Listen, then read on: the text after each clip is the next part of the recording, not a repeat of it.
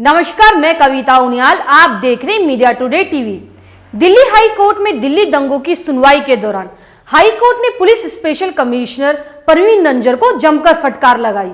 आपको बता दें, दिल्ली पुलिस स्पेशल कमिश्नर ने दिल्ली दंगों की जांच कर रहे अधिकारियों को पत्र लिखकर कहा था कि हिंदू युवाओं की गिरफ्तारी से हिंदू में आक्रोश है। मतलब साफ है कि गुजरात में जिस तरह पुलिस को निर्देश दिए गए थे कि हिंदुओं को अपनी भड़ास निकालने दो, ठीक उसी तरह दिल्ली में भी हुआ था। अब दिल्ली हाई कोर्ट ने कमिश्नर रंजन को फटकार लगाते हुए कहा कि जांच अधिकारियों को पत्र लिखने की क्या जरूरत थी। क्या है पूरा मामला, हम आपको विस्तार से बताएंगे। अगर आपको हमारी न्यूज अच्छी लगे तो हमारे चैनल को लाइक और सब्सक्राइब कीजिए और हमारी न्यूज को ज्यादा से ज्यादा शेयर कीजिए। पिछले साल दिल्ली में हुए दंगों की सुनवाई दिल्ली हाई कोर्ट में चल रही है। दरअसल ये दंगे नहीं थे, ये नरसंहार था, मुसलमानों का नरसंहार। ये बात हम इसलिए बोल रहे हैं क्योंकि हमने दिल्ली दंगों की ग्राउंड रिपोर्टिंग की है। हमने दिल्ली को जलते हुए अपनी आंखों से देखा था। सीए पर मुंह की खाने के बाद खिसियाई भाजपा ने उत्तर पूर्वी दिल्ली को दंगों की आग में झोंक दिया था। भाजपा नेता कपिल मिश्रा बीच चौराहे पर भड़काऊ भाषण देता है। उसके बाद मौजपुर, गोकलपुरी, मुस्तफाबाद और शिव बिहार में दंगे भड़क जाते हैं। 3 दिन तक भगवा गुंडे अपना आतंक मचाते रहते हैं और पुलिस सिर्फ तमाशा देखती रहती है। कुछ जगहों पर पुलिस दंगाइयों के साथ खड़ी नजर आई, फिर जांच शुरू हो जाती है। अचानक कोरोना के चलते लॉकडाउन लग जाता है और पुलिस मुसलमानों की धरपकड़ शुरू कर देती है। दिल्ली हाई कोर्ट ने सुनवाई के दौरान दिल्ली पुलिस के स्पेशल कमिश्नर परवीन रंजन को फटकार लगाते हुए कहा कि जांच के दौरान अधिकारियों को पत्र जारी करने की क्या जरूरत थी। इन पत्रों में लिखा हुआ था कि दंगा प्रभावित इलाकों में कुछ हिंदू युवाओं की गिरफ्तारी से हिंदू समुदाय में आक्रोश है। जस्टिस सुरेश कैत ने सुनवाई के दौरान स्पेशल कमिश्नर को यह भी कहा कि जांच के दौरान अधिकारियों को जो 5 पत्र दिए थे उनको कोर्ट में पेश करें। याचिकाकर्ताओं के वकील महमूद पराचा का कहना है कि विशेष पुलिस आयुक्त का आदेश गैरकानूनी और अवैध है और यह जांच में दखल देने की कोशिश है। यही वीडियो कॉन्फ्रेंसिंग के जरिए सुनवाई के दौरान दिल्ली पुलिस के विशेष आयुक्त परवीन रंजन भी मौजूद रहे और उन्होंने अपनी सफाई में कहा कि यह एक खुफिया जानकारी थी जो कुछ एजेंसियों द्वारा हमें मिली थी। यही वजह है कि संबंधित लोगों को यह सलाह दी गई थी। अब हाईकोर्ट इस मामले पर 7 अगस्त को सुनवाई करेगा। जस्टिस कैत ने कहा कि सीआरपीसी के तहत पत्र भेजकर अधिकारियों को निर्देश देने की बात नहीं है। हालांकि इस पर कोई विवाद नहीं है कि वरिष्ठ अधिकारी अपने निचले अधिकारियों को गाइड कर सकते हैं। कोर्ट ने अगले 2 दिन में ये 5 पत्र सीलबंद लिफाफे में कोर्ट में पेश करने के निर्देश दिए हैं। द इंडियन एक्सप्रेस की एक रिपोर्ट के अनुसार परवीन रंजन ने 8 जुलाई को आदेश जारी कर कहा था कि गिरफ्तारियां करते वक्त सावधानी बरती जाए।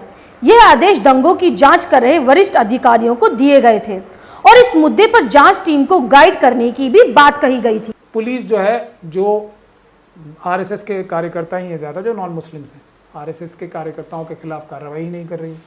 जी बिल्कुल नहीं, बिल्कुल कार्रवाई नहीं कर रही है। नामजद कंप्लेंटों में एफआईआर दर्ज नहीं कर रही है। एफआईआर भी दर्ज कर ली है तो इन जो कंप्लेनेंट्स हैं उनको ही उल्टा डराया जा रहा है कि तुम अगर ज़्यादा इनको फॉलो करोगे केसेस को तो तुम्हें हम झूठे केसों में फंसा देंगे, या वो लोग जिन्होंने दंगे किए हैं वो आके कॉलोनीज़ में, मुस्लिम इलाकों में आके उनको अभी भी धमका रहे हैं कि तुम पुलिस में जाना बंद करो, नहीं तो हम तुम्हें दोबारा जो है हमला करके सबको मार देंगे। इस तरह के हालात जो अभी दिल्ली में चल रहे हैं, लेकिन हम लोगों का ऑफिस इस पे दिन रात काम कर रहा है और हम अभी तो कोर्ट बंद है, नहीं तो हम कोर्ट के माध्यम से ये सारी एफआईआर्स भी कराएंगे और इस कॉन्स्पिरेसी की तह तक जाएंगे और इसको 84 जैसा हाल नहीं बनने देंगे, इसको गुजरात जैसे दंगे नहीं बनने देंगे और इसको मुजफ्फरनगर जैसे भी हालात नहीं होने देंगे। बावजूद इसके कि पूरी ताकत से पुलिस के भ्रष्ट अधिकारी कोशिश कर रहे हैं, लेकिन एक आध जो भी अफसर ईमानदार है और उस ईमानदार अफसर की बदौलत अभी भी कार्रवाई हुई है, लेकिन हम कोर्ट के माध्यम से भी इनके खिलाफ एक्शन कराएंगे। ऐसा हम वादा कर रहे हैं आप लोगों से। हम पूरी ताकत से इस काम पे लगे हुए कि इसमें इंसाफ हो और लोगों को इबरतनाक सज़ा मिले, ताकि ये जो आरएसएस के और बीजेपी के जो कार्यकर्ता हैं पुलिस की मदद से जो इनको हौसला मिल के ये जो करते हैं, ये ऐसे कारनामे दोबारा अंजाम ना दे सके।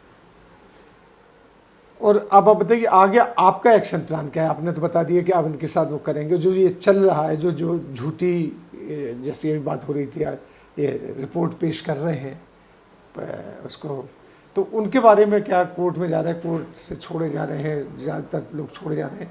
अब एक्शन भी होगा जब इन्होंने रिपोर्ट्स पेश कर दी हैं, चार्जशीट पेश की हैं, तो उसके बारे में क्या करेंगे आप लोग?